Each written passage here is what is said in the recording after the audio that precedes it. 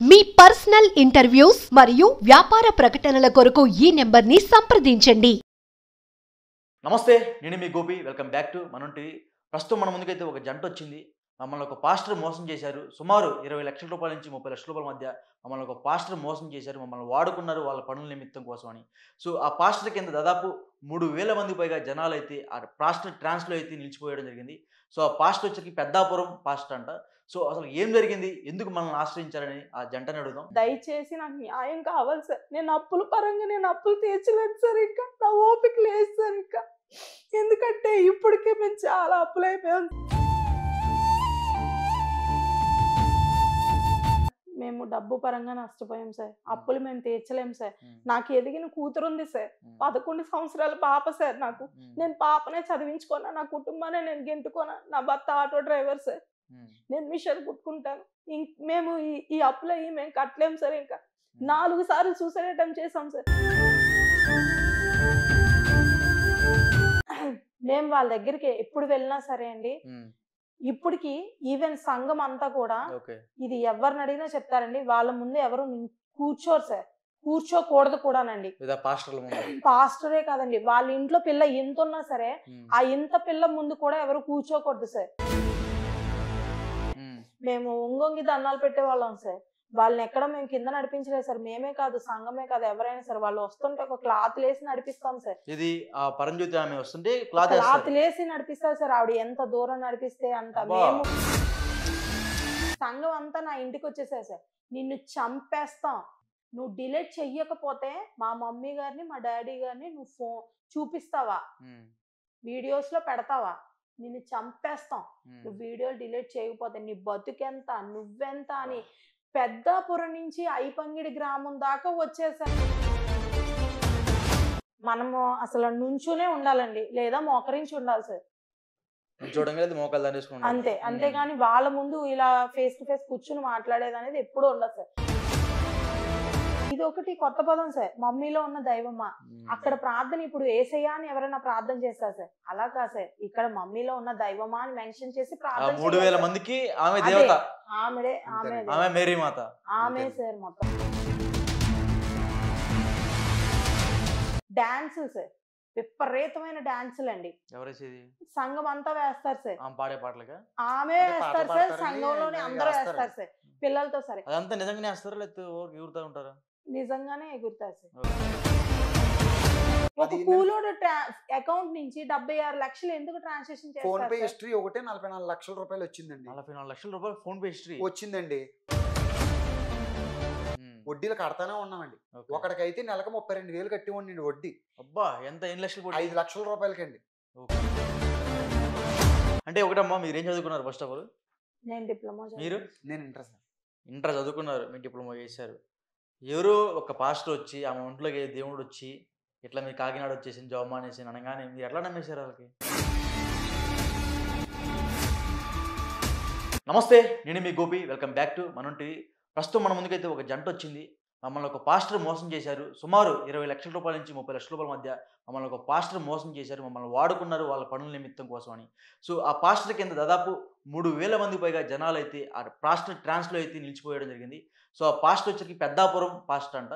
So అసలు ఏం జరిగింది, ఎందుకు మనల్ని ఆశ్రయించారని ఆ జంటని అడుగుదాం. ఇద్దరికి నమస్తే అమ్మ. నమస్తే. ఏం పేరు? మీ పేర్లు ఏం పేరు? నా పేరు విజయ అండి. నా పేరు ప్రసాద్ అండి. ప్రసాద్. అసలు ఏం జరిగింది? మేము కాకినాడలో వడాఫోన్ కంపెనీలో నేను నా భర్త, నేను ఫ్రంట్ ఆఫీస్, నా భర్త గారు ఎగ్జిక్యూటివ్గా ఫీల్డ్ ఎగ్జిక్యూటివ్గా జాబ్ చేసేవారండి. అలాంటి టైంలో మా పాప మా అత్తయ్య గారు వాళ్ళ ఇంట్లో ఉండేదండి. మేము జాబ్ పర్పస్ పాపను అక్కడే పెట్టాము. అప్పుడు పాపకి చిన్న హెల్త్ ఇష్యూ వచ్చిందండి, హార్ట్ ప్రాబ్లమ్. అప్పుడు పాప నిమిత్తం మేము ఏంటి ఎలా అని అనుకునే టైంలో పెద్దాపురంలో ఒక మమ్మీ గారు ఉన్నారు. మమ్మీ అంటే ఎవరు? రౌత్ పరమజ్యోతి గారండి. వైఫ్ అండి. ఈవిడే పాస్టర్ అండి, పాస్టర్ అమ్మ గారు. ఈవిడే పాస్టర్ అమ్మ గారండి. ఈమె చెప్తారు, ఈమె ప్రార్థన చేస్తే అన్ని హీల్ అవుతాయి, హీలింగ్ జరుగుతుంది, ఆవిడలోకి మహిమ ఉంది అని చెప్పి ఆ సంఘంలో మాకు దూరం బంధువు ఒక ఆమె ఉండేవారండి. ఆమె చెప్పడంతో మేము వాళ్ళ కాకినాడ వచ్చారు. వాళ్ళ అబ్బాయికి అప్పుడే ఆపరేషన్ అయిందండి. 24 hours ఆపరేషన్. ఆ హాస్పిటల్లో ఉన్నారంటే అప్పుడు మేము ఆమెను కలుసుకోవడానికి వెళ్ళామండి అక్కడ. వెళ్ళినప్పుడు మేము వెళ్తూ వాళ్ళ కుటుంబానికి భోజనం పట్టుకుని మరీ వెళ్ళామండి. వెళ్ళి ఆమెతో మేము ప్రార్థన చేయించుకుంటే అప్పుడు ఆమె చెప్పారండి, ప్రార్థన చేశారు. ఆమె దగ్గర మేము మోకరించినప్పుడు ప్రార్థన చేసి ఆమె ఏం చెప్పారంటే, దేవుడు మీరు కాకినాడలో ఉండడం కరెక్ట్ కాదు. ఎవరు చెప్పారంటే ఆమెకి? ఆమెలో దేవుడు మాట్లాడారు అనే మేము నమ్మాము సార్. ఎవరు? మమ్మీ గారు. అసలు పేరు ఏమి? పరంజ్యోతి. పరంజ్యోతి గారు. ఓకే. పరంజ్యోతి అనే ఒక పాస్టర్, ఆమె పాస్టర్ కదా? అవును. ఆ పాస్టర్ వీళ్ళు అంటే ఆమెలోకి దేవుడు వచ్చినట్టుగా వీళ్ళు ఒక నమ్మించిందంట. సో చెప్పండి. భాషల్లో మాట్లాడేవారండి, అనేక భాషల్లో మాట్లాడుతూ దేవుడు మిమ్మల్ని కాకినాడలో ఉండడం కరెక్ట్ కాదు, పెద్దాపురం వచ్చేయమని చెప్తున్నాడు, మీ పాప బాగుంటది, మీరు బాగుంటారు. ఆ టైంలో మా పాపకు కొంచెం హార్ట్ ప్రాబ్లం ఉంది సార్, హాస్పిటల్లో అడ్మిట్ చేయాలండి ఆ టైంలో. అసలు అప్పుడు మేము GGH లో అడ్మిట్ చేసేటప్పుడు కూడా మళ్ళీ మేము ఫోన్ చేసినప్పుడు ఆవిడ అదే చెప్పిందండి, మీ పాపకి హీల్ అయిపోతుంది, బాగుంటది, మీరు కాకినాడ వదిలేసేయండి, పెద్దాపురం వచ్చేయండి. మరి జాబ్స్ అండి అని అడిగినప్పుడు ఏం చెప్పారంటే, దేవుడు మిమ్మల్ని అసలు కాకినాడలో ఉండద్దని చెప్తున్నారు, మీరు ఉన్న పలంగా పెద్దాపురం రమ్మన్నారంటే మమ్మీ గారు అనే పిలిచేవాళ్ళం అండి. మమ్మీ గారు ఉన్న పలంగా మమ్మల్ని ఇప్పుడు పెద్దాపురం వచ్చేయమంటున్నారు, మేము ఎలా రావాలండి మమ్మీ గారు అని అడిగినప్పుడు, వాళ్ళ ఇంట్లో వంట చేసే ఒక ఆమె, ఆ ఇల్లు ఎన్టీఆర్ కాలనీ సార్, పెద్దాపురంలో ఎన్టీఆర్ కాలనీలో ఒక చిన్న ఫ్లాట్ ఉందండి వాళ్ళకి. అది ఖాళీగా ఉంది, దాని తాళాలు మీకు ఇస్తాము, మీరు వెళ్ళి ఇమ్మీడియట్ గా శుభ్రం చేసుకొని నెక్స్ట్ డే కల్లా అక్కడికి వచ్చేయమని చెప్పారండి. మేము అదే నిజంగా వచ్చేసాం సార్. వొడాఫోన్ కంపెనీ జాబ్ ఇద్దరం కూడా వదిలేసి వెంటనే అక్కడికి వచ్చేసాం సార్. వచ్చేసిన తర్వాత మేము అక్కడే ఉండేవాళ్ళం సార్. అప్పుడు మా మావయ్య గారికి బ్రాందీ షాప్ వచ్చిందండి కాకినాడలోనే సార్. అయితే మా బాబాయ్ గారికి కాకినాడలో బ్రాందీ షాప్ లో జాబ్స్ ఉన్నాయి, వేకెన్సీ, మన షాప్ లే కదా బయట పెట్టుకోవడం ఎందుకంటే మా మావయ్య గారు అప్పుడు మాకు చెప్పడంతో మళ్ళీ మరి మేము మానేమని చెప్పారు, మళ్ళీ వాళ్ళు ఏం చేయాలో మేము అడగాలి కదండి. వాళ్ళ దగ్గరికి వెళ్ళి మమ్మీ గారు మరి ఇలా మా మావయ్య గారికి బ్రాందీ షాప్ లో వచ్చినాయండి, ఇలా ఉద్యోగం మానేసాం కదా, మరి మాకు కూడా కొంచెం ఇబ్బందిగా ఉంటుందండి అని చెప్పినప్పుడు వాళ్ళు ఏం చెప్పారు, మళ్ళీ ఆమె ప్రార్థన చేశారండి. ఆమె ముందు మేము మోకరించగానే ప్రార్థన చేసి మళ్ళీ మోకాళ్ళ మీద వాళ్ళ దగ్గర మోకాళ్ళ మీద ఉండగా మళ్ళీ భాషల్లో మాట్లాడుతూ ఒక మాట చెప్పారండి, దేవుడు నిన్ను బ్రాందీ షాప్ లోకి వెళ్ళమంటున్నాడు అని చెప్పారండి. చెప్పినప్పుడు అంటే మీరు చెప్పారా ఆ పాస్టర్ కి బ్రాందీ షాప్ విషయం చెప్పారా? అంటే మరి అక్కడ నుంచి ఇక్కడికి వచ్చేసాం కదా సార్, అందువల్ల మళ్ళీ అడిగాం సార్ మమ్మీ గారిని, మరి ఏం చేయమంటారండి మమ్మీ గారు, మాకు ఇబ్బందిగా ఉంది, మా మావయ్య గారు మాకు కవర్ పెట్టారు, ఇలా బ్రాందీ షాప్ ఉంది, మీరు రాండ్రా పని చేసుకున్నాయి, మీ మావయ్య గారు కవర్ పెట్టి ఇదే విషయం మమ్మీకి చెప్పారు. చెప్తే వెంటనే ఆమె సరే మళ్ళీ భాషల్లో మాట్లాడుతూ దేవుడు మిమ్మల్ని వెళ్ళమన్నారు, చేసుకోండి అని చెప్పారండి. ఈయన మళ్ళీ కాకినాడ పెద్దాపురం నుంచి up and down 2 years up and down చేశారు సార్. ఏది అంటే మేము వాళ్ళని ఒక దేవుడి లెక్క, వాళ్ళు ఏం చెప్తారు జరుగుతుంది, దేవుడి లెక్క మేము వాళ్ళని కొలిసేవాళ్ళం సార్. మమ్మీ గారిని, డాడీ గారిని, వాళ్ళ ఇంట్లో కుటుంబ సభ్యులు వాళ్ళ పక్క నుంచి వెళ్తుంటే మేము ఒంగొంగి దండాలు పెట్టేవాళ్ళం సార్. వాళ్ళని ఎక్కడ మేము కింద నడిపించలేదు సార్, మేమే కాదు సంఘమే కాదు ఎవరైనా సార్, వాళ్ళు వస్తుంటే ఒక క్లాత్ లేసి నడిపిస్తాం సార్. ఇది పరంజ్యోతి ఆమె వస్తుంటే క్లాత్ లేసి నడిపిస్తారు సార్, ఆవిడ ఎంత దూరం నడిపిస్తే అంత. మేము కూడా అదే ట్రాన్స్ లో ఉండేవాళ్ళం సార్. మేము వాళ్ళు అలా చెప్పడంతో ఈయన అప్ అండ్ డౌన్ చేసుకునేవాళ్ళు సార్. ఆ 2 years తర్వాత మా మావయ్య గారికి బ్రాందీ షాప్ లో అయిపోయినాయి సార్. అయిపోయిన తర్వాత మరి అప్పుడు గవర్నమెంట్ కి హ్యాండ్ ఓవర్ అయిపోయింది కదా సార్, ఖాళీ అయిపోయాయి సార్. గవర్నమెంట్ మరి బ్రాందీ షాప్ లో అయిపోయిన తర్వాత ఏం చెయ్యాలని మళ్ళీ ఒక 2 months ఖాళీగా ఉన్నాం సార్. మరి దేవుడు ఏం చెప్తాదే సరే మళ్ళీ ఆమె దగ్గరికి వెళ్ళాం సార్. వెళ్ళినప్పుడు ఆమె ఏం చెప్పారంటే, ఎందుకు ఈ 2 months గ్యాప్ వచ్చిందంటే సార్, మనకి ఆమె వెళ్ళినప్పుడు వెంటనే మనకి దొరకరు సార్, బిజీ ఉంటారా. అసలు మమ్మీ గారిని కలవాలి అంటే కొంచెం టైం పడుతుంది సార్. వాళ్ళు చెప్తారు సార్, వాళ్ళు చెప్తారు ఆ టైంలోనే మనం కలుసుకోవాలని, అప్పాయింట్మెంటే తీసుకో ఆ లెక్కే సార్. ఇంకా ఆమె మళ్ళీ 2 నెలల తర్వాత కలుసుకున్నప్పుడు ఆమె ఒక మాట చెప్పారండి, దేవుడు నిన్ను అద్దాటో తీసుకొని ఆటో తీసుకోమంటున్నారు, అద్దాటో తీసుకోమని చెప్తున్నారని. నిజంగా అలాగే 300కి అద్దెకి దింపారు సార్ ఆటో. తీసుకున్నా సార్. ఆటో అద్దెకి తీసుకున్నాను. మీరు తీసుకున్నారు ఆటో అద్దెకి? నేను ఆటో అద్దెకి తీసుకున్నానండి. తీసుకున్న తర్వాత అలాగా నేను అద్దెకి ఆటో వేసుకునేవాడిని. అంటే షాప్ అయిపోయింది కదా, ఇలాగా బ్రాందీ షాప్ ఆపేసి ఆటో నడుపుకుంటున్నారు. 300 రూపాయలకి డైలీ అద్దెకి తీసుకున్నాను. అద్దెకి తీసుకుంటే నేను తిరుగుతున్నాను, లోకల్ సర్వీస్ తిరుగుతున్నాను. తిరుగుతుండే వాళ్ళ హస్బెండ్ గారి వ్యాపారం కదండి. మమ్మీ గారు వాళ్ళ హస్బెండ్ రౌత్ సూరిబాబు గారు. మమ్మీ గారు హస్బెండ్ అంటే ఇప్పుడు పాస్టర్ వాళ్ళ హస్బెండ్. వ్యాపారం. ఆయన పేరేం పేరు? రౌత్ సూరిబాబు. అయితే ఆయన దగ్గరికి నేను వెళ్తా ఉండేవాడిని. ఆయన ఏంటి వ్యాపారం ఏంటి? ఆయన ఉల్లిపాయల వ్యాపారం, బంగాళదుంపల వ్యాపారం అండి, అల్లం, పచ్చిమిర్చి అండి. అంటే ఈయనకి హోటల్స్, కాయగూరల దుకాణాలు బయట ఉంటాయి కదండి, వాళ్ళకి సప్లై చేస్తారన్నమాట. ఈయన హోల్సేల్ గా తెప్పించుకుంటారండి. నా ఆటోలో నేను సప్లై చేస్తూ ఉండేవాడిని. మీరు ఎందుకు సప్లై చేస్తున్నారు ఆయన? నేను వెళ్ళానండి ఒక రోజు, నేను అద్దె ఆటో తీసుకున్నాను, మరి ఇలా తెలుసు కదండి. నాకు ఫోన్ చేశారండి, పలానా చోటకి వెళ్ళి. అప్పటికి వాళ్ళ దగ్గర వేరే వ్యాన్ తిరుగుతుందండి, బొలోరో వ్యాన్, వాళ్ళ చుట్టాలతో తిరుగుతుందండి. అయితే వాళ్ళు అందుబాటులో లేరని చెప్పేసి నేను అద్దె ఆటో మరి తీసుకున్నాను తెలుసు కదండి వాళ్ళకి. నాకు కాల్ చేశారండి. కాల్ చేసి ఒకసారి పక్కన దివిలి వెళ్ళి కొద్ది మూటలు దింపాలరా, రారా అర్జెంట్ గా అన్నారు. మరి డాడీ గారు అంటాం కదండి, నా సొంత తల్లిదండ్రులు. ఎవరినంటారు డాడీ అని? ఈ రౌత్ సూరిబాబు అంటే పాస్టర్ వాళ్ళ హస్బెండ్ డాడీ అంటారు. మీరు ఒక్కళ్ళే అంటారు? మీ ఊరు మొత్తం అంటారు? మమ్మీ గారు డాడీ గారేనండి. సొంత తల్లిదండ్రుల కన్నా ఎక్కువగా ప్రేమిస్తారండి వాళ్ళని. మేము కూడా అలాగే ప్రేమించాం. డాడీ గారు ఇప్పుడు వస్తున్నానని చెప్పి గబగబా నేను వెళ్ళడం జరిగిందండి, ఆయన దగ్గరికి ఆటో వేసి వెళ్ళడం జరిగింది. నా బండికి లోడ్ వేసారండి, నన్ను వేరే చోటకి వెళ్ళి దింపమన్నారు. అక్కడికి వెళ్ళి నేను దింపడం జరిగింది. మళ్ళీ వచ్చిన తర్వాత మళ్ళీ వేరే చోటకి వెళ్ళమన్నారు. అయితే ఇలాగ నేను చేస్తుండగా నా పని నచ్చిందండి ఆయన. నేను మూటలు తీసుకెళ్ళడం అంటే వేసుకోవడం ఈయనే సార్. మూటలు ఎత్తి ఆటోలో వేసుకోవడం ఈయనే, మూటలు వెళ్ళిన చోట దింపడం కూడా ఈయనే సార్. మొత్తం పనులాగే ఇద్దరు ముగ్గురు పని కూడా నేను అలాగే చేసేవాడిని సార్. ఇప్పుడు ఎవరికైనా అంతే కదా సార్, పని చేసేవాళ్ళు అంటే ఇష్టం కదా. వాళ్ళ దగ్గర నేను వెళ్ళినప్పటికీ అప్పటికి 200 మంది కుర్రోళ్ళు ఉంటారు. 200 మంది యూత్ ఉన్నారండి, ఇప్పటికీ ఉన్నారు. చర్చ్ లో యూత్ కుర్రోళ్ళు ఉన్నారు. కాకపోతే వాళ్ళకే చెప్పకుండా నాకెందుకు చెప్పారు, నేను పని చేస్తాను సార్. నేను పని దగ్గర నేను సిగ్గుపడినండి.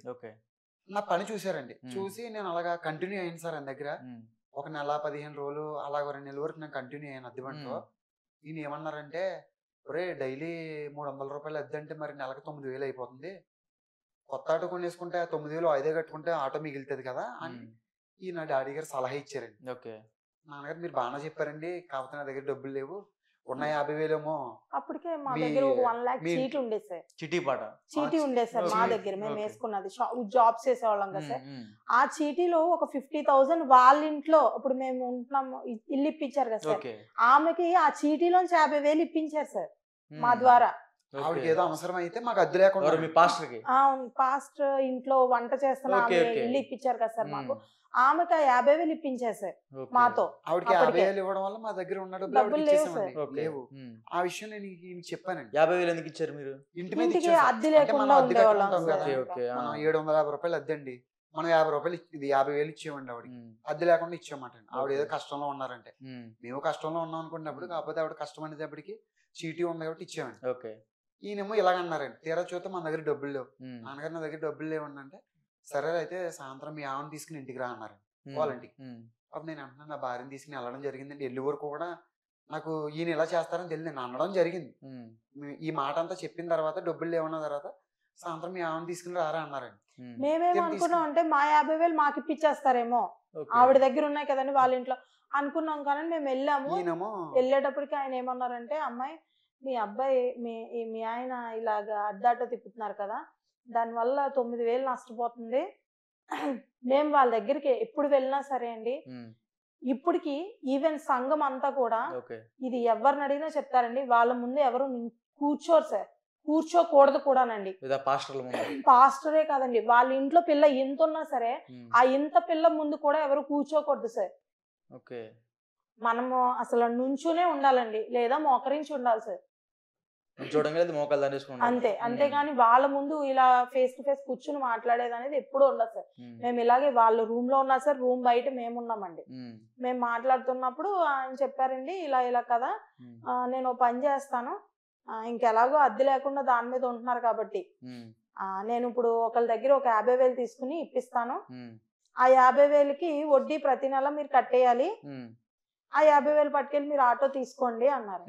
నేను మరియమ్మ గారండి, వాళ్ళ ఇంట్లో పనమ్మాయి. మరియమ్మ గారు ఇచ్చిన 50,000 నేను మీకు నేను తీసేసుకుంటాను, వాళ్ళకి ఇచ్చేస్తాను, అప్పుడు వరకు మీరు వడ్డీ కట్టాలి. మరియమ్మ గారు ఒక 8 నెలలు ఇచ్చేస్తానన్నారు అని చెప్పారండి. అలా తీసుకున్నాక కొత్త ఆటో తీసేసాం. కొత్త ఆటో తీసిన తర్వాత మేము బయట ఎక్కడ ఎవ్వరికి తోలలేదు సార్. అది పెద్దాపురం అందరికీ తెలుసు సార్, మార్కెట్ అంతా తెలుసు. మార్కెటే కదండి ఊర్లో. శనివారం, శుక్రవారం, శనివారం, తెల్లవారుజాము, ఆదివారం ఈ 3 రోజులు కూడా ఆయన దగ్గరే తిరిగేవానండి. మిగిలిన రోజులు చర్చిలో తిరిగేస్తారు ఆటో ఖాళీగా. చర్చిలో ఉండేవాళ్ళం అండి. మిగతా రోజులు ఈయన దగ్గరే తిరిగే వాళ్ళం. 2017, 18 బాగా వ్యాపారం జరుగుతుందండి. 19 కూడా బాగా జరిగింది. 19 అన్ని కరోనా వచ్చింది కదా సార్. అవును, 2019 అన్ని కరోనా వచ్చింది. 2020లో ఈయనకి కరోనా అటాక్ అయిందండి, రౌత్ సూరిబాబు గారికి, మా ఓనర్ గారికి, పాస్టర్ వాళ్ళ హస్బెండ్ గారికి. ఈయనకి కరోనా వచ్చిందండి. ఈయన కరోనా వచ్చిన విషయం కూడా నాకు చెప్పలేదండి. వాళ్ళు నేను ఆయనతో తిరిగి ఆయనతోనే ఉన్నానండి. నేను నాకు చెప్పలేదు. వాళ్ళ అబ్బాయిని క్వారంటైన్ చేయించుకున్నారు సార్, క్వారంటైన్ చేయించారు. కానీ ఈయనకి ఒక మాట చెప్పలేదు సార్. నేను అప్పటికే అంటానే ఉన్నాను సార్ మా హస్బెండ్ తో, ఎందుకు నాన్నగారు సడన్ గా ఈ శనివారం వచ్చారు, వచ్చే శనివారం ఎందుకు రానంటున్నారు అని అడిగితే ఆవిడ ఫోన్ చేశారండి, పాస్టమ్మ గారు. ఎవరండి? మమ్మీ గారు చెల్లి గారు లీలా ప్రశాంతి గారు, ఆవిడ ఫాస్టమ్మ అండి అదే సంఘంలో. ఆవిడ ఫోన్ చేసి, నాన్నగారు పెద్ద వయసు కాబట్టి బయటికి రారు, వ్యాపారం నువ్వు నవీన్ కుమార్ అంటే ఈ రౌత్ సూరిబాబు గారు డాడీ గారు వాళ్ళ అబ్బాయి అండి, పాస్టర్ కొడుకు. మీరిద్దరూ చూసుకోండిరా, వ్యాపారం నాన్నగారికి మరి పెద్ద వయసు కదా, ఈ కరోనా అమ్మ వస్తుంటే వదిలిపెడతలేదు, నాన్నగారికి అసలు ఆరోగ్యం బాగోదు, కొద్దిగా నువ్వు జాగ్రత్తగా చూస్తా ఉండు నవీన్ నువ్వు అని చెప్పేసి అన్నారు. అన్న తర్వాత సరే అమ్మగారు చాలా చూస్తామండి అన్నానండి. అలా చేస్తున్నప్పుడు వాళ్ళ అబ్బాయి నేను ఈ మూటలు తోలుకుంటూ ఈ లెక్కలు రాస్తూ అంటే 400 కట్టలు దుంపలండి, ఒక 100-150 సార్లు ఉల్లిపాయలండి, ఒక 30-40 బస్తాలు అల్లమండి, ఒక 20 బస్తాలు మిర్చి, ఇవన్నీ ఎవరెవరికి వెళ్తున్నాయి ఏంటన్నది రాయాలంటే ఎవరు రాస్తారండి? ఆయన ఉంటే ఆయన రాసుకునేవాడు. నాకు అప్పు చెప్పారండి ఆ పని, నాకు వాళ్ళ అబ్బాయికి. నేనే రాసేవాడు, వాళ్ళ అబ్బాయి ఏమి రాసేవాడు కాదు. మొత్తం నా దగ్గర ఏదో బుక్ ఉన్నదండి, ఆ బుక్ లో నేను ఎవరెవరికి నేనే పట్టుకెళ్ళేవాడు కదా సార్. నేనే పట్టుకెళ్ళి నాకు జట్టోళ్ళు వేసేవారండి లోడింగ్, నేను అన్లోడింగ్ నేనే చేసుకుని టక్ టక్ మన వచ్చి అలా చేయడం జరిగిందండి. 20, 21, 22, 23 నేను జూన్ వరకు ఆయన దగ్గర చేస్తానే ఉన్నానండి. అంటే ఒకటమ్మా, మీరు ఏం చదువుకున్నారు? ఫస్ట్ ఆఫ్ ఆల్ నేను డిప్లొమా. మీరు? నేను ఇంటర్ సార్. ఇంటర్ చదువుకున్నారు, మీరు డిప్లొమా చేశారు. ఎవరు ఒక పాస్టర్ వచ్చి ఆమె ఒంట్లోకి దేవుడు వచ్చి ఇట్లా మీరు కాకినాడ వచ్చేసి జాబ్ మానేసి అనగానే మీరు ఎట్లా నమ్మేశారు వాళ్ళకి? మేము అనుకున్నాం సార్, అంటే ఈ కాలంలో అయినా సరే ఇవన్నీ ఉంటాయా? మీరు ముందు మీకు లోక జ్ఞానం లేకుండా ఉన్నట్టుంది మీరు. అందుకే సార్ ఈ రోజు ఇంతగా మోసపోవడానికి కారణమైంది సార్. మమ్మీలో ఉన్న దైవమా ఇలాగే ప్రార్థన చేస్తారు సార్ సంఘం అంతా. సంఘం అంటే సుమారు ఎంతమంది చెప్పి 2,000 మంది ఉంటారు వాళ్ళు? ఇంకెక్కువే ఉంటారు, 3,000 మంది, 5,000 మంది ఉంటారు సార్.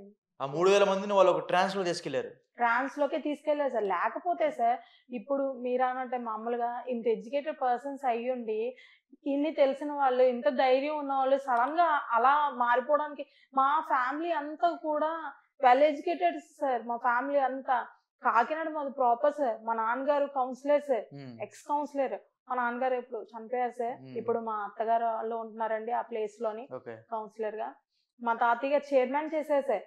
అంత హై ప్రొఫైల్ వాళ్ళు. ఏంటంటే వాళ్ళు మేము ఇంకా దేవుడు నిజంగా మాట్లాడేస్తున్నాడేమో, ఓకే మీరు నిజంగానే పాస్టర్లో దేవుడు వచ్చేసాడు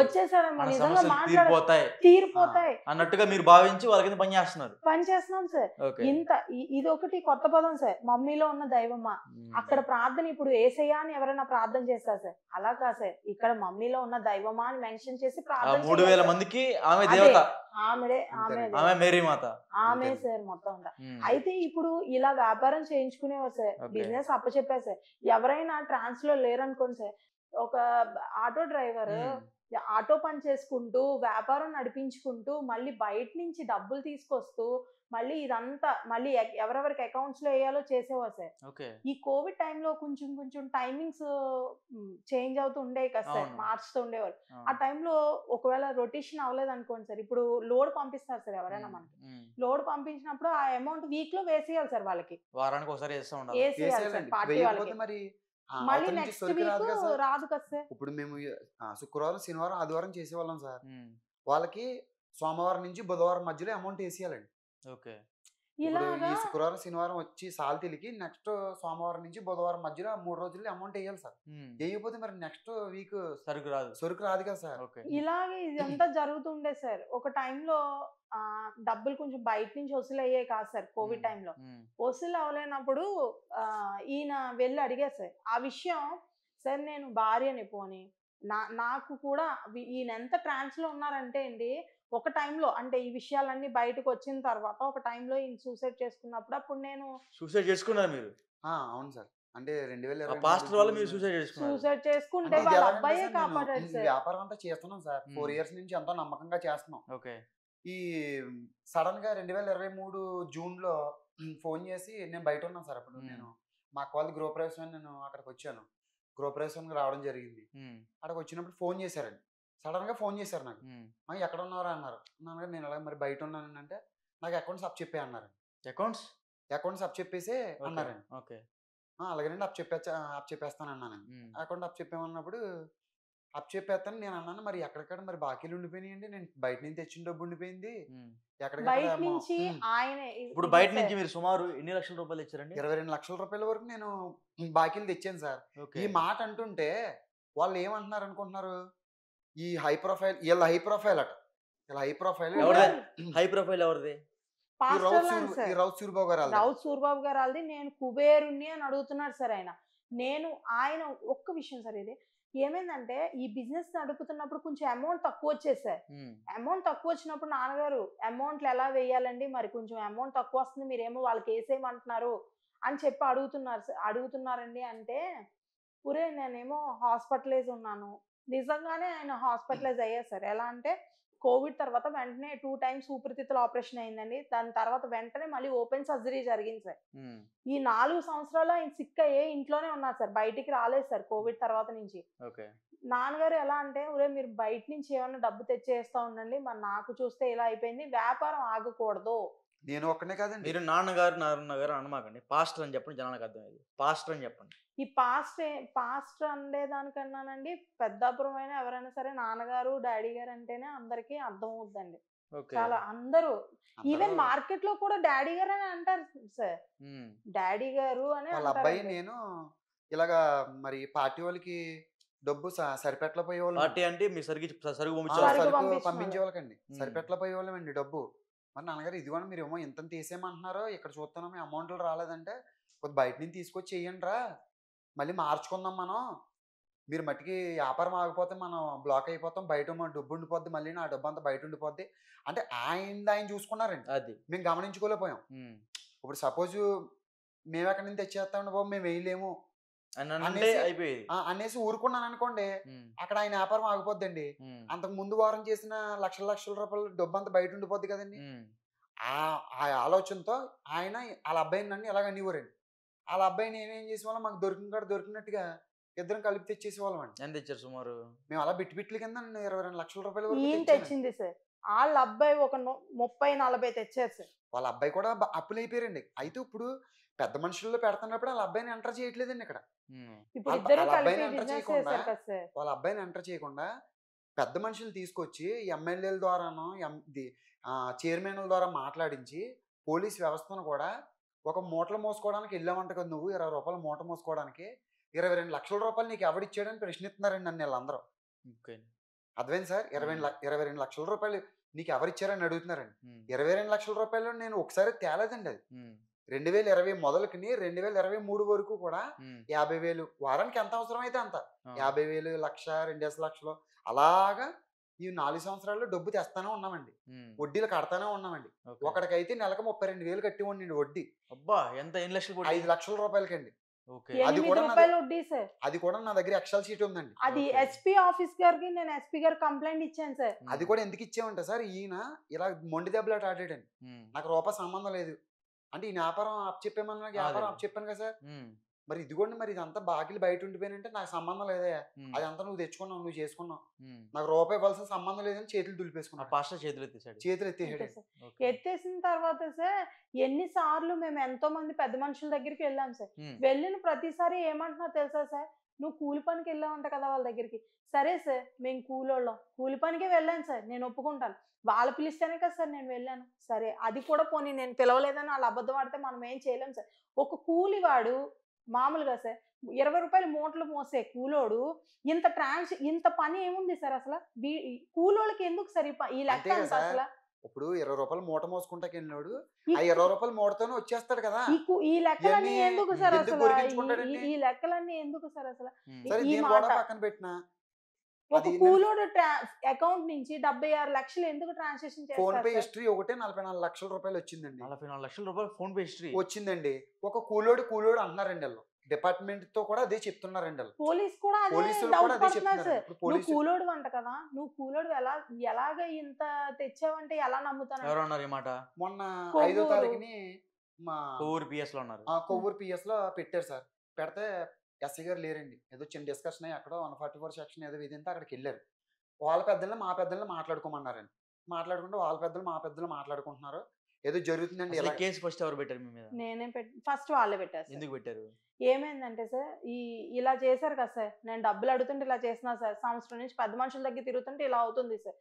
నేను ఒక హైదరాబాద్ లోనే ఒక నీలరాజు గారు అనే ఒక బ్రదర్ ని అప్రోచ్ అయ్యాను సార్, ఫోన్ లోనే సార్. సార్ బ్రదర్, మీరు అబద్ధ బోధకుల కోసం ఒక ఫైట్ చేస్తున్నారు కదా, ఇలా పెద్దాపురం మమ్మీ గారు సంఘం వాళ్ళు మమ్మల్ని ఇలా చీట్ చేశారు, వెళ్ళి అడుగుతుంటే నీ దిక్కున్న చోట చెప్పుకోమని అంటున్నారు అన్నారు సార్.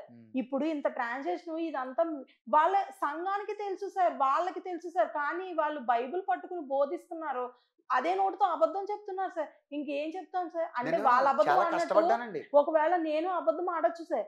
ఇప్పుడు ఈ కూలోడు విషయం పక్కకు పడితే అసలు వాళ్ళు అబద్ధం ఆడుతున్నారు సార్, ఇది మా కోసం తేలేదు అప్పు అని. తేకపోతే అసలు మాకు సంబంధమే లేదంటున్నారు సార్ వ్యాపారం. ఈ 44 లక్షలు చేసాం సార్, 76 లక్షలు ఒకటి ఉంది సార్ అకౌంట్ లో. ఈ రెండు కలిపి ఈ రెండు నాదే అని అబద్ధం ఆడచ్చు సార్ నేను ఆడాలనుకుంటే. కానీ నేను నిజాయితీగా చెప్తున్నాను సార్. ఈ నిజాయితీ అన్న మాట దేన్ని బట్టి చెప్పాలో కూడా నాకు తెలియట్లేదు కదా సార్. ఒక ఒట్టేస్తే నమ్ముతారా, లేకపోతే ఇన్ని చూపించినా నమ్మలేని వాళ్ళు ఇంకేం చేస్తే నమ్ముతారు సార్? అసలు ఎంత వచ్చింది సార్? సపోజ్ నేను 10 సంవత్సరాల బట్టి పెద్దాపురంలో ఉంటున్నాను, కొన్ని వాళ్ళు కాదంటున్నారు ఈ డబ్బు అంతా, నేనే తెచ్చుకున్నాను నేనే చేసుకున్నాను అంటున్నారు. నేను ఇల్లు కట్టానా, పెళ్లి చేశానా, లేకపోతే నా ఇంట్లో ఏమైనా ఉందేమో ఒక వస్తువు చూపించమనండి సార్. నేను ఇంత అప్పు చేశాను 22 లక్షలు. సరే, నేను ఒక పర్సన్ లగ్జరీగా తిరిగినా సరే 22 లక్షలు ఏం ఖర్చు పెట్టేస్తా సార్? పోనీ నేను ఎక్కడికైనా టూర్లు వెళ్ళి ఖర్చు పెట్టానా, ఏం చేశాను? పోనీ అది కూడా ఒక ఎంక్వైరీ తీసుకోవాలి కదా సార్. ఒక సామాన్యుడు 22 లక్షలు తెచ్చాడు అంటే ఏదో కారణం ఉంటుంది సార్ గట్టిగా. లేకపోతే ఒక కూలోడు అన్నాడు, ఒక కూలోని చూసి 22 లక్షలు ఎందుకు ఇస్తారు సార్ ఎవరైనా? వాళ్ళ అబ్బాయి కూడా ఈ అప్పుల విషయంలో తోడున్నాడు సార్.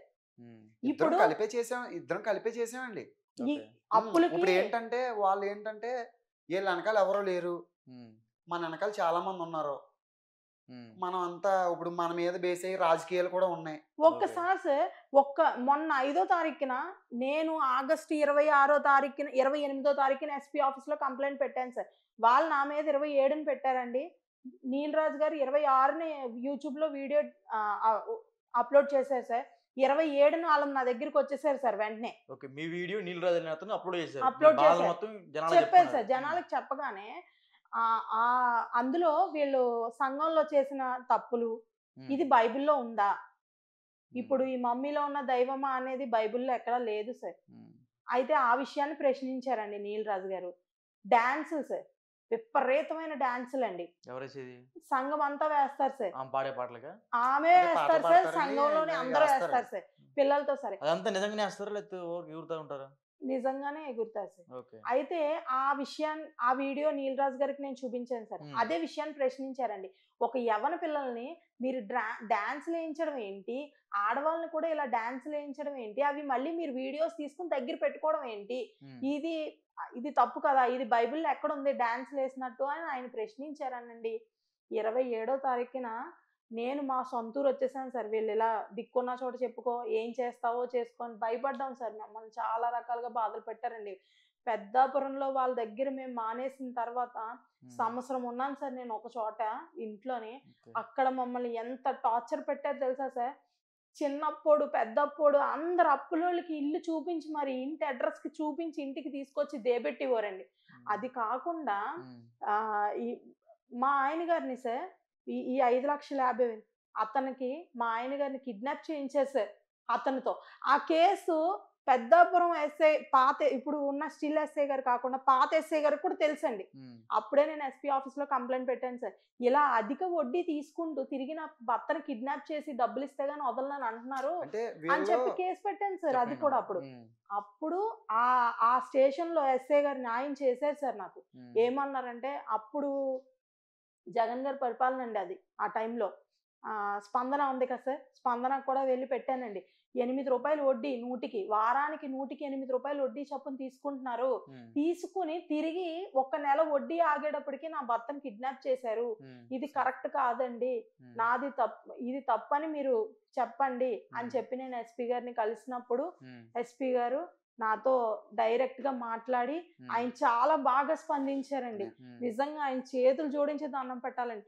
ఆయన నాకు ఎంత సహాయం చేశారు అంటే, ఆయన చాలా అండి, ఆయనే ఇది తప్పని చెప్పి అతను చెప్పారండి, నీ మీద కాల్ మనీ కేసు పడతాను, నువ్వు 5 లక్షలు 10,000 ఇచ్చి 6 లక్షలు 7 లక్షలు వడ్డీ కట్టించుకున్నావు ఇతనితో, నువ్వు ఇంకా డబ్బులు కావాలని నేను నేర్పిస్తున్నావా అని చెప్పి అతన్ని భయపెడితే అతను పెద్దాపురం ఎస్ఐ దగ్గర డైరెక్ట్ గా ఒప్పుకున్నాడు సార్, ఇదంతా నేను చేయలేదండి, నా మీద ఎటువంటి కేసులు పెట్టద్దు, పెద్దాపురం మమ్మీ గారు వాళ్ళ ఆయన గారు రౌత్ సూరిబాబు గారు ఆయన చెప్పారనే మేము తీసుకెళ్ళిపోయామండి అని చెప్పారండి. ఓకే, పెద్దాపురం పిఎస్కి వెళ్ళినప్పుడు అక్కడ ఎస్ఐ మీతో ఎలా బిహేవ్ చేశారు? ఇప్పుడు మొన్న కాకుండా అదే ఫస్ట్ ఈ యూట్యూబ్ వీడియో తర్వాత కేసు పెట్టారు కదా సార్, ఈమె కొత్త ఆమె వచ్చారు సార్, లేడీ మౌనిక గారు. ఈ మౌనిక గారు ఏం చేశారంటే సార్, నన్ను పెద్దాపురం రమ్మని చెప్పారు సార్ కేసు పెట్టిన వెంటనే అండి. నేను వెళ్ళి ఎస్పీ ఆఫీస్ లో కేసు పెట్టానండి, వెళ్ళలేదు సార్. వెళ్ళకపోతే మళ్ళీ కొవ్వూరు రోలర్ కి పంపించారు సార్. కొవ్వూరు రోలర్ పంపిస్తే కొవ్వూరు రోలర్ ఎస్ఐ గారు ఏమన్నారంటే, ఇదంతా ఈ సరౌండింగ్ లో జరగలేదు కాబట్టి నువ్వు వెళ్ళి పెద్దాపురం వెళ్ళమ్మా అంటే, సార్ నాకు పెద్దాపురంలో థ్రెడ్ ఉందండి, నేను వెళ్ళాను సార్ పెద్దాపురం అని చెప్పినప్పుడు వాళ్ళు ఏం చేశారంటే అండి, సరే పెద్దాపురం రానంటున్నారు కదా మీరు, ఓ పని చేయండి అమ్మా, పెద్దాపురం స్టేషన్లో కెమెరాలు అన్నీ ఉన్నాయి, మీకు ఎటువంటి భయం ఉండదు, డైరెక్ట్ వెళ్ళి స్టేషన్లో కూర్చోండి, మీకు ఏదైనా అయితే నేను విడిచిపెట్టను వాళ్ళని కూడా, మీరు వెళ్ళండి, భయం లేదని చెప్పి ధైర్యం చెప్పి పంపించారండి. పంపించినప్పుడు నేను పెద్దాపురం ఎస్ఐ గారు, నాకు కొవ్వూరు ఎస్ఐ గారు సెప్టెంబర్ 10వ తారీఖు నాతో మాట్లాడారండి, ఎస్ఐ గారితో కూడా మాట్లాడారు పిలిపించమని. సెప్టెంబర్ 17 వరకు టైం తీసుకున్నారండి పెద్దాపురం ఎస్ఐ గారు మమ్మల్ని పిలిపించడానికి. పెద్దాపురం ఎస్ఐ గారు సెప్టెంబర్ 17 నన్ను పిలిపించి, నేను నా భర్త ఇద్దరు పెద్ద మనుషులు తీసుకురమ్మన్నారండి, మా అన్నయ్య గారిని మా బావగారిని తీసుకుని వెళ్ళానండి, మా మరిది గారిని తీసుకుని వెళ్ళినప్పుడు ఎన్ని రకాలుగా, ఒక నిజంగా అనకూడదు సార్, ఒక ఆడవాళ్ళు స్టేషన్ కి వెళ్ళడం నా దృష్టిలో నేను తెలుసుకున్నది ఇప్పుడు ఈ ఆగస్టు నెల నుంచి పరిగెట్టిన విధానాన్ని బట్టి చెప్తున్నానండి, ఒక ఆడవాళ్ళు స్టేషన్ కి వెళ్ళడం అనేది చాలా పెద్ద పొరపాటు అన్న విషయాన్ని తెలుసుకున్నాను సార్ నేను. ఎందుకంటే ఒక ఆడ వ్యక్తిని కూడా చూడకుండా ఆ రూమ్ లో ఒక 15 మంది దాకా ఉన్నారండి ఎస్ఐ గారి రూమ్ లో నన్ను పిలిపించినప్పుడు. ఎవరో 15 మంది? వాళ్ళు సార్, వాళ్ళు 15 మంది ఎక్కువ ఉన్నారా? 15 మంది ఉంటారు సార్. మా హస్బెండ్, నేను, మా మరిది గారు, మా బావగారు, మా అన్నయ్య అండి, మిగిలిన వాళ్ళందరూ వాళ్ళోళ్ళే సార్. నేను స్టేషన్ లోపలికి అసలు అదే సార్ నేను కూడా అడుగుతున్నాను, సంఘంకి వెళ్తే ఎందుకు సంబంధం నాకు అర్థం కావట్లేదు సార్. అసలు నేను ఎస్పీ ఆఫీస్ లో కంప్లైంట్ పెట్టడానికి కారణం కూడా ఇదే సార్. సంఘం అంతా నా ఇంటికి వచ్చేసారు సార్, నిన్ను చంపేస్తాం, నువ్వు మమ్మీ గారు నీల్ రాజు గారు వీడియో డిలీట్ చేయాలంటండి యూట్యూబ్ లో, నువ్వు డిలీట్ చెయ్యకపోతే మా మమ్మీ గారిని మా డాడీ గారిని నువ్వు చూపిస్తావా, వీడియోస్ లో పెడతావా, నిన్ను చంపేస్తాం, నువ్వు వీడియోలు డిలీట్ చేయకపోతే నీ బతుకెంత, నువ్వెంత అని పెద్దాపురం నుంచి ఐపంగిడి గ్రామం దాకా వచ్చారు సార్ 15 మంది. ఆ విషయం ఎవ్వరికీ అనవసరం అంటే సార్, ఎస్పీ గారు కంప్లైంట్ పెట్టాను సార్. పెద్దాపురం పిఎస్ లో మౌనిక గారు మీతో ఎలా బిహేవ్ చేశారు ఆ రోజు? నేను వెళ్ళగానే సార్ అక్కడ మొత్తం ఇలా లైన్ గా కుర్చీలేసారు సార్. వాళ్ళందరూ ఫాస్ట్ గారి కుటుంబం అండి, అంటే రౌత్ సూరిబాబు గారి కుటుంబం సభ్యులందరికీ కుర్చీలేసారు సార్. నన్ను నా భర్తని నేరస్తులుగా పక్కన నుంచోబెట్టారు సార్.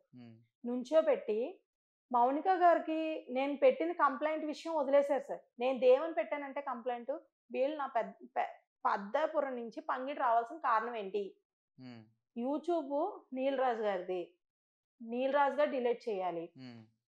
సరే, ఒకవేళ అది నా బాధే కాబట్టి అది నిజమే కదా, దాని విషయంలో నేను పోరాడుతున్నాను, నాకు న్యాయం కావాలి అని అడిగితే అదేమీ అవసరం లేదండి సార్. పెద్దాపురం ఎస్ఐ గారికి వీడియో ఒకటే డిలీట్ చేయాలంట. నేను నువ్వు వీడియో డిలీట్ చేస్తావు, వెళ్ళిన దగ్గర నుంచి వచ్చేదాకా ఒకటే సార్.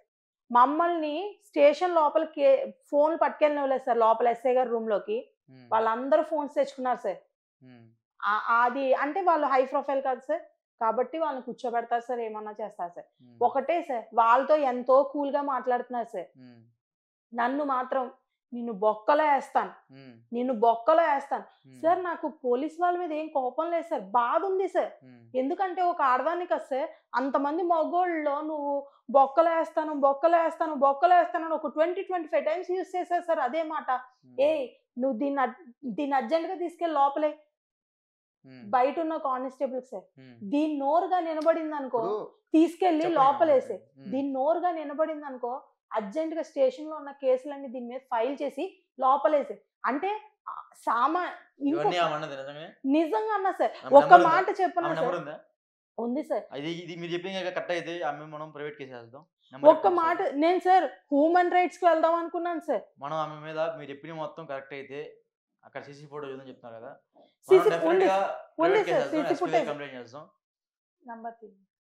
సార్. అది కాకుండా ఇంకో మాట అన్నా సార్, నువ్వు నీ స్టేటస్ ఏంటో తెలుసా అసలు? నీ స్టేటస్ ఏంటి, నువ్వు వీళ్ళతో పెట్టుకున్నావేంటి అని అడుగుతున్నా సార్. స్టేటస్లు చూసి పోలీస్ స్టేషన్కి వెళ్తారా సార్? నేను తెలుసుకున్న నిజం అంటే వాళ్ళలాగా ఒక వెనకాల హై ప్రొఫైల్ పెట్టుకుని స్టేషన్కి వెళ్ళాలేమో సార్. నేరం జరిగిన తర్వాత ఒక 10-15 మంది దగ్గరికి వెళ్ళి మీరు రండి అని నేను ఎత్తుకుని వెళ్ళి అక్కడ కూర్చోబెట్టి అప్పుడు న్యాయం చేయమనాలా సార్. పోలీస్ స్టేషన్లో ఒక ఆడవాళ్ళు, నేను ఈ మాట అడిగాను సార్ మేడంని, మీరు నన్ను లోపల వేస్తానన్నారు కాబట్టి వెయ్యండి లోపల, సరైన కేసు చూపించి వెయ్యండి, నేను లోపలికి వెళ్ళిపోవడానికి సిద్ధమే. అంటే ఇలా వచ్చేస్తావు అనుకుంటున్నావా? సంవత్సరం రానివ్వను నిన్ను, 2 సంవత్సరాలు రానివ్వను, దాని తర్వాత మళ్ళీ 3 సంవత్సరాలకి వేస్తాను.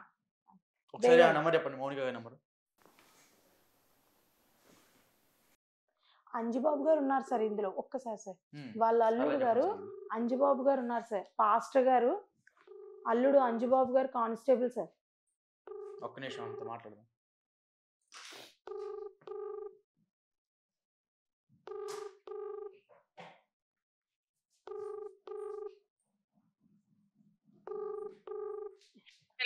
హలో చెప్పండి మేడం. నమస్తే మేడం, నా పేరు గోపి, మనం టీవీ యాంకర్ని, హైదరాబాద్ నుంచి మాట్లాడుతున్నాం. చెప్పండి. మీరు ఒక చిన్న ఇష్యూ మేడం, ఇక్కడ పెద్దాపురంలో డాడీ మమ్మీ ఒక పాస్టర్స్ గురించి ఒక ఇద్దరైతే మా దగ్గర వచ్చారు మోసపోయారని.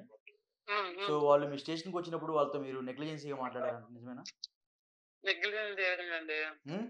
అంటే మీకు ఇష్యూ ఏమేంటి నాకే తెలియదు, కానీ విషయం ఏంటంటే అంటే క్లియర్ గా తెలుసా మీకు? ఏంది మేడం? క్లియర్ కట్ గా తెలుసా మీకు? తెలుసు మేడం, చెప్పండి.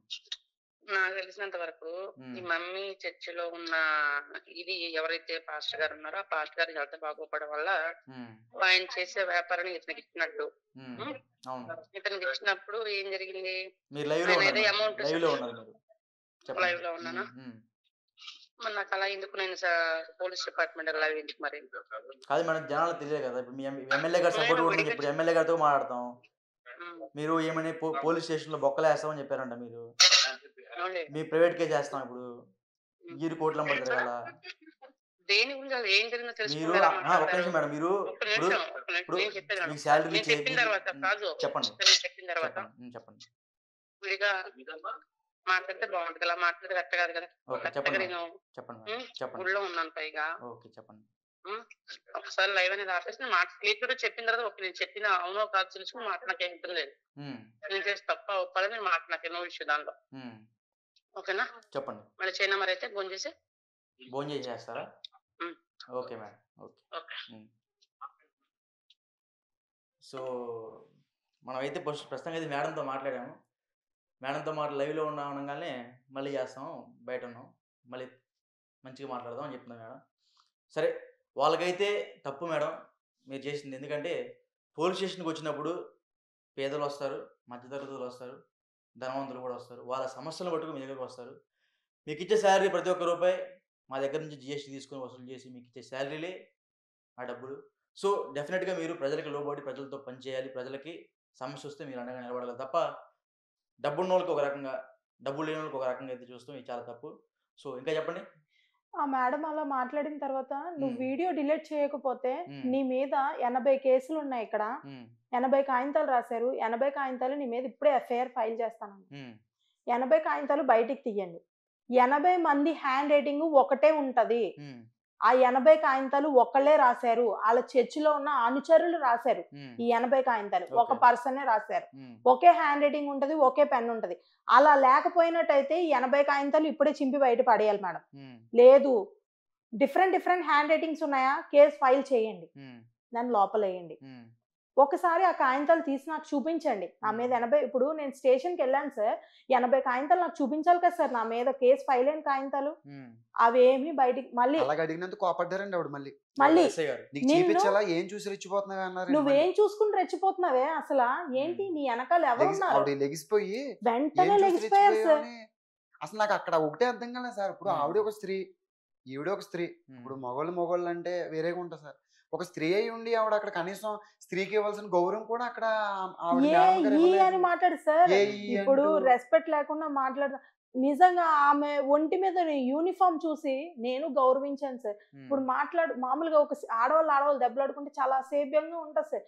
ఆవిడ నువ్వేం చూసుకుని రెచ్చిపోతున్నావే, నీ వెనకాల ఎవరున్నారు, ఏంటి నీ పొగరు అసలు, లోపలే అని అడుగుతున్నావు. ఇవన్నీ లోపలేస్తే వద్దు కానీ ఇవన్నీ వద్దు కానీ నువ్వు వీడియో వీడియో డిలీట్ చేస్తే అప్పుడు చైర్మన్ సూర్యరాజు దగ్గర గారు కూర్చోబెట్టి ఏంటన్నది సెటిల్ చేద్దాం అని లెగిసారండి పైకి.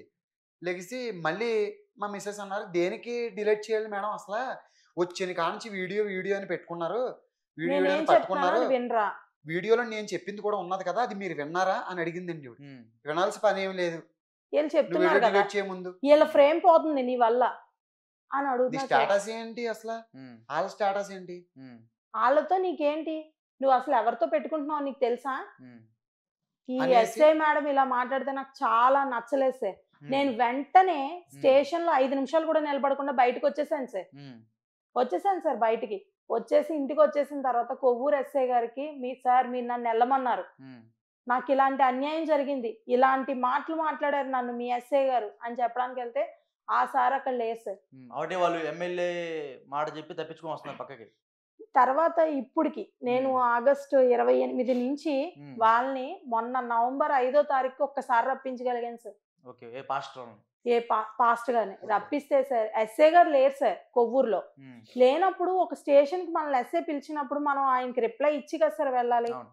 రిప్లై వచ్చారు సార్, స్టేషన్ కి వచ్చి అంటారు సార్, నేను ఎమ్మెల్యేతో ఫోన్ చేయించాను, నేను ఇప్పుడు వచ్చాను, నాకు నచ్చిన సమయాన్ని నేను వస్తాను. ఎవరు? Pastor sir. నువ్వేం మాట్లాడదాము. ఒక్క నిమిషం సార్, ఒక మాట అన్నారు సార్, నేను మీడియాకి వెళ్తాను అని అడిగాను సార్.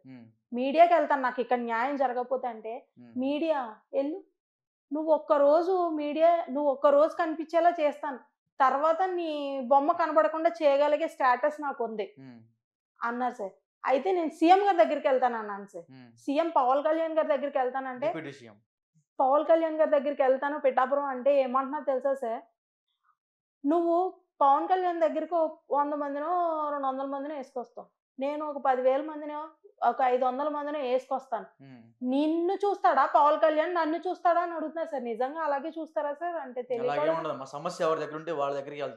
అసలు పవన్ కళ్యాణ్ గారు మమ్మల్ని పట్టించుకోరని సార్, ఎందుకంటే ఎమ్మెల్యేని తీసుకుని వస్తారని సార్ అక్కడికి. నాకు ఎమ్మెల్యే ఉన్నారు, ఆ రోజు ఎమ్మెల్యే గారు మరి చైర్మన్ గారితోనో ఫోన్ చేయించే వాళ్ళు వెళ్ళిపోయారు సార్ కొవ్వూరు నుంచి. వాళ్ళు రావడం మా పెద్ద మనుషులకి, మేము 5వ తారీఖున వాళ్ళు వచ్చారు సార్, మేము 28నో 29నో కంప్లైంట్. నేను అసలు మళ్ళీ కంప్లైంట్ పడ్డాను సార్, మాకు థ్రెడ్ ఉంది. మా పెద్దోళ్ళకి రాగానే ఒక మాట చెప్పారండి, వీళ్ళు చెప్పి చాలా రోజులు అవుతుంది కదండి ఎస్ఐ గారు, మీరు ఇప్పుడు వరకు ఎందుకు రాలేదని మా పెద్దోళ్ళు ఈయన అడిగారంట. సూర్యబాబు అడిగితే, అదే మా చర్చిలో చిన్న పండుగ ఉందండి, మేము ఎమ్మెల్యే గారితో చెప్పించామండి, ఎమ్మెల్యే గారితో మాట్లాడించి వాళ్ళు వచ్చామండి అని చెప్పి వాళ్ళు డిస్కషన్ స్టార్ట్ చేశారండి. మా పెద్దోళ్ళకి వీళ్ళకి డిస్కషన్ అది అవ్వలేదు. ఎస్ఐ గారికి ఫోన్ చేశారండి మా పెద్దలు. ఎస్ఐ గారికి ఫోన్ చేస్తే ఎస్ఐ గారు అన్నారు, నేను 4 గంటల కల్లా వస్తాను, మీరు అప్పటి వరకు ఉండన్నా అని చెప్పారండి. 4 గంటల వరకు ఉండమని చెప్పారండి. వీళ్ళేమో ఉండవలసిన పని లేదు మాకు, మేము వెళ్ళిపోతాం, మాకు పనులు ఉన్నాయి అని వెళ్ళిపోయారు సార్. ఇప్పుడు మెయిన్ ఏంటంటే సార్, మాకు వాళ్ళ వల్ల థ్రెడ్ ఉంది సార్. తిరిగి చాలా తెలివిగా వాళ్ళు ఏం చేశారంటే అప్పుల్లో కూల్చేశారు సార్. లేకపోతే నాకు అప్పు చేయాల్సిన పని లేదు సార్.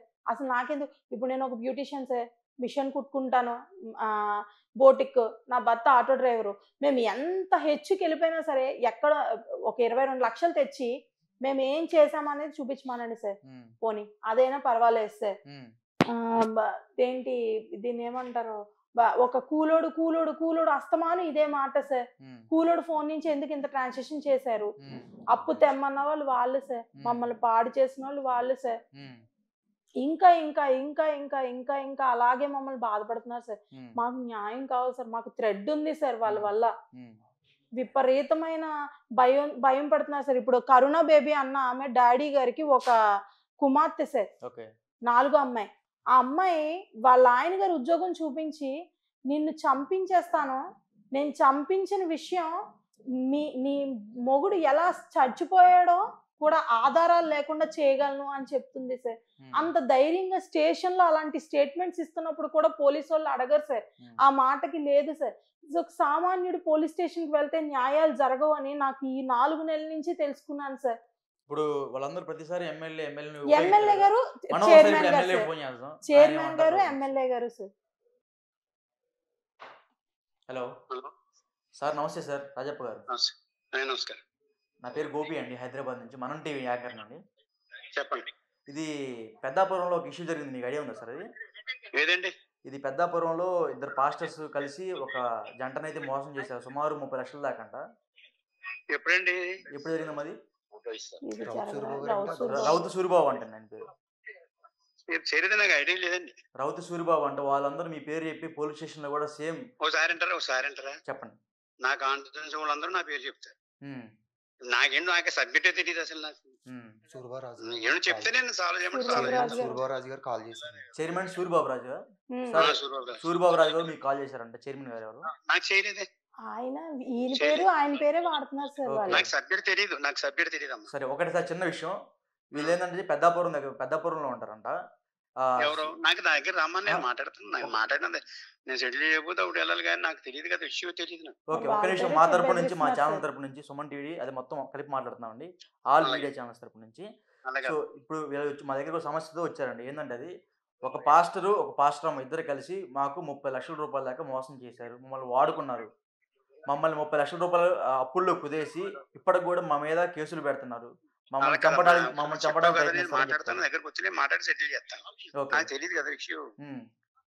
లోకల్ పెద్దాపురం ఎస్ఐ గారు కూడా వీళ్ళకి నెగిటివ్ గా మాట్లాడుతున్నారు. అంటే రెస్పెక్ట్ సబ్జెక్ట్ ఏంటో తెలియదు. ఇప్పుడు మీకు వచ్చి చెప్పారు, కరెక్ట్ గా ఏంటన్నది ఎంక్వైరీ చేస్తే కానీ తెలియదు కదా. నేను ఎంక్వైరీ చేస్తాను, ఎంక్వైరీ చేసి చెప్తాను. స్టేషన్ లో సార్ ఫోన్ సార్ ఒకసారి వాళ్ళతో మాట్లాడతారు సార్, ఒక 1 మినిట్. సో ఎమ్మెల్యే గారు ఫోన్ కట్ చేశారు. సో ప్రస్తుతానికి అయితే ఎమ్మెల్యే గారి దగ్గరికి అయితే ఈ ప్రాబ్లం అయితే వెళ్ళలేదని చెప్తున్నారు. ఒకసారి నా దగ్గరికి రండి, నేను మాట్లాడి చెప్తా ఉంటున్నారు. సో ఎమ్మెల్యే గారు కూడా అట్లానే మాట్లాడుతుంటే ఇంకా వీళ్ళకి ఎవరు వీళ్ళని ఆదుకోగలరు? మన ఎమ్మెల్యే గారికి ఫోన్ చేసాం, ఎస్ఐ గారికి ఫోన్ చేసాం. ఎస్ఐ గారు అయితే నేను ఇంకా చెప్పేసింది, లైవ్లో ఉండగానే తర్వాత చేస్తానండి, మీకు మళ్ళీ ఫోన్ చేసి మాట్లాడతానని చెప్పారు. బట్ రాజప్ప గారు అయితే మాత్రం విన్నారు కదా మీదే, ఒకసారి వెళ్ళి కలవండి, దగ్గరికి వెళ్ళి మాట్లాడండి. పెద్దాపురం వెళ్తే సంఘంతో కొట్టిస్తామని వాళ్ళు చెప్తున్నారు సార్. అదేనండి, ఒకసారి ఎమ్మెల్యే దగ్గరికి వెళ్ళి పర్సనల్గా వెళ్ళి మాట్లాడండి.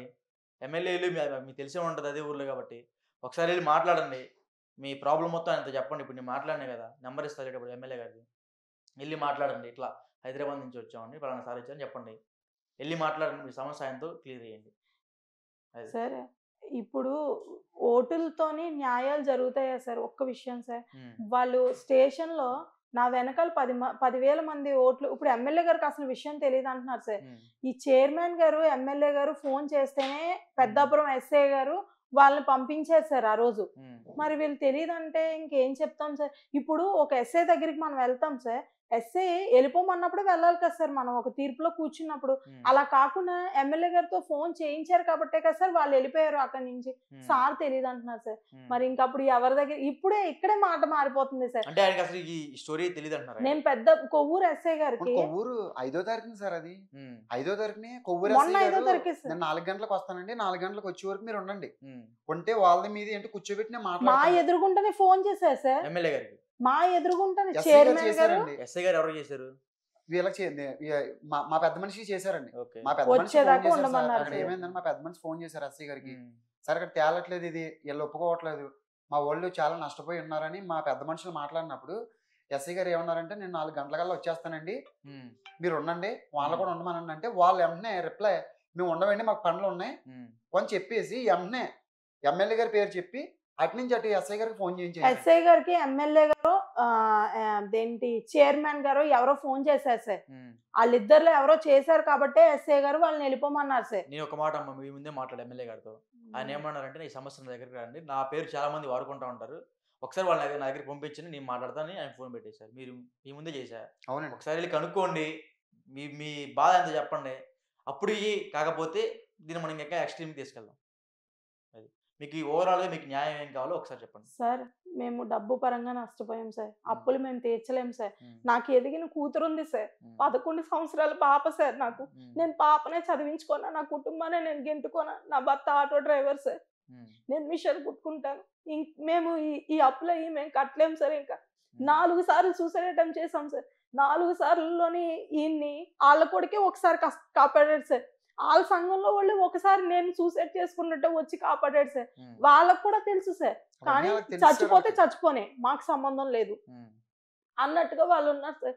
వాళ్ళు ట్రాన్స్ లోకి దింపుతారు సార్, సంఘాన్ని పెట్టి కొట్టిస్తానంటున్నారు. మేము పెద్దాపురం రాకూడదని సార్, పెద్దాపురం వస్తే సంఘాన్ని పెట్టి కొట్టిస్తాము, మీ మీద ఇలాంటి కేసులు పెడతాము. ఈ కరుణ బేబీ అన్న ఆమె ఏమంటుందంటే సార్, చంపించేస్తాను అంటుంది సార్, వీళ్ళ కూడా చంపేస్తామని అంటున్నారు సార్. పాస్టర్ నోట్లోంచి చంపేస్తామన్న మాట రావట్లేదు, కానీ వెనకాల ఉన్న జనం, చర్చ్ జనంతో మాట్లాడిస్తున్నారు సార్ ఈ మాటలన్నీ.